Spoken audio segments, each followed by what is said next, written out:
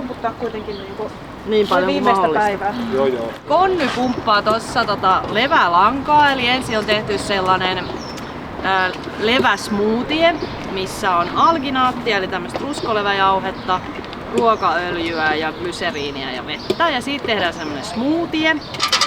Ja sitten sitä pumpataan tuolla, toi on rasvaprässi alun perin, niin tonne suolaveteen, mikä sitten sitoo tämän niin sanotun langan, että se pysyy tällaisessa muodossa.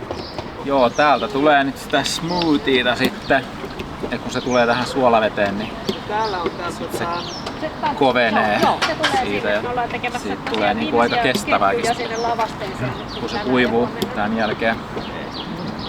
Siinä oli pohjalla tämmöstä enemmän vaaleita ja kaadoin päälle punajuurella värjättyä tavaraa, niin nyt tulee enemmän punaista. Ja sitten tästä vapaalla tyylillä saa virkata, sormivirkata tai palmikoida, tai tässä on hurjapäisimmät tehnyt niin kuin ihan todellakin hienoja teoksia. On ihan Itse tällä kiviseppä taustalla ei pystytty tähän. Sä oot varmaan ala-asteella kuule viimeksi sormivirkannut. Tää on aivan ihastuttava.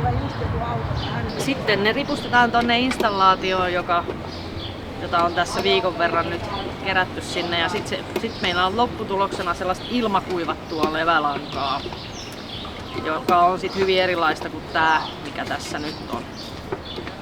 Nämä on taidekäyttöön tulevia, mutta tulevaisuudessa voisi sitten harkita ihan jotain käyttövaatetta ja esitysvaatetta tietysti meidän kontekstissa sitten. Hyvä Conny. Valtavan kokonen.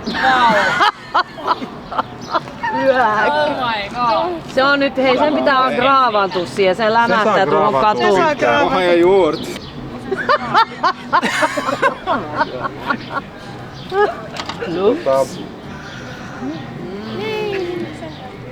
Toi on Conny teki taiteen. Joo.